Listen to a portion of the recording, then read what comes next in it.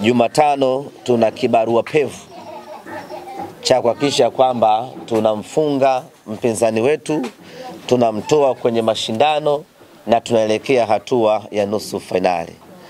Dua mliotuombea na sisi tunaomba Mwenyezi Mungu aipokee dua hiyo ili tuweze kutimiza jambo letu siku ya Jumatano.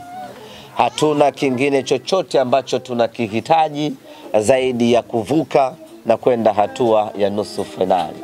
Ndio maana tunafanya kila tunachoweza ili tuweze kufuzu twende hatua inayofuata. Tunaomba mtuombee kupitia watoto hawa, kupitia viongozi wa kituo hiki, mtuombee siku ya Jumatano mnyama aende nusu finali. Itakuwa ni faraja kubwa kwa watoto hawa, faraja kwa kituo hiki na faraja kwa wanasimba wote. Tunafahamu ugumu wa mchezo huu na sisi tumejiandaa vilivyo kuhakikisha kwamba tunafuzu, tunakwenda hatua inayofuata.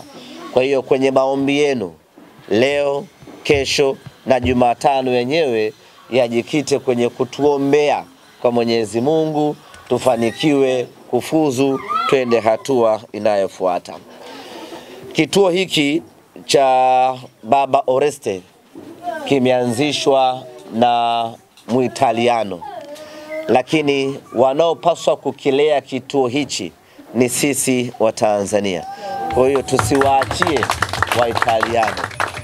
Wao wametimiza jukumu lao la kwanza la kimsingi la kujenga kituo hiki.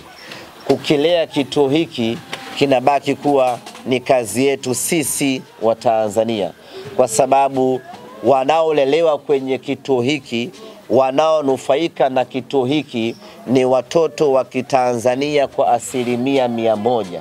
Kwa hiyo sisi tunawajibika moja kwa moja kukilea, kukitunza na kukidumisha kituo hiki.